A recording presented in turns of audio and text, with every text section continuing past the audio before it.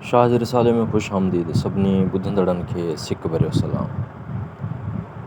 तमामु दोस्तनि खे अर्ज़ु आहे कि असांजे चैनल खे लाइक करियो, सब्सक्राइब करियो, कमेंट सेक्शन में पंहिंजी राय जो इज़हार ज़रूरु कंदा। शुक्रिया। हसन नाह हुसैन वटि ॿेली न ॿाहूं,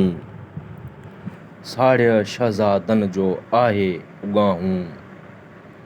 यज़ीद जलाहूं तेलां करी तकड़ियूं,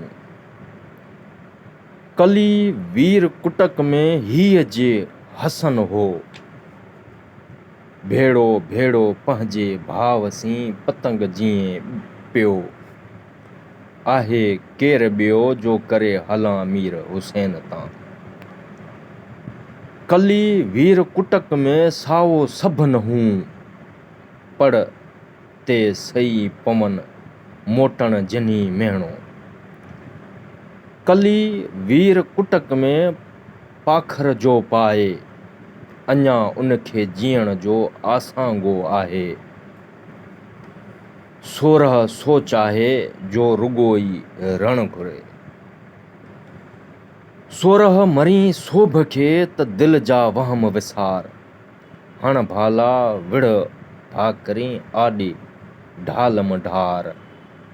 मथां तेग तरार मारत मतारो थिए,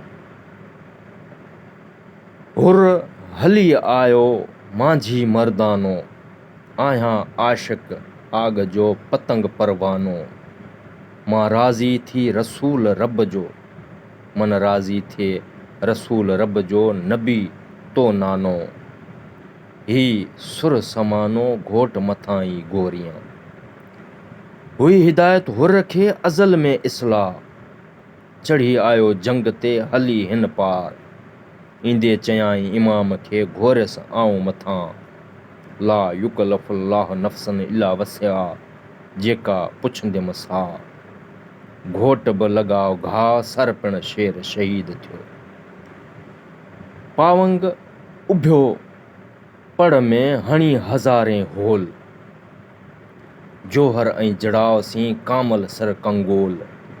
रतो रत रतोल मोलियो मीर हुसैन जो, ॾाढ़ी रत रत्यास ॾंद ते ॾाढ़ूं गुल जहिड़नि, 14 माह चंड जीअं पड़ में पा ॻिड़ियास, मेड़ी में मोहम्मद जे मर मुरकी मास, तंहिं 16 खे शाबास जो मथे पड़ पुरज़ा थी, ककरा करबला जा मादर थी मेड़ियास,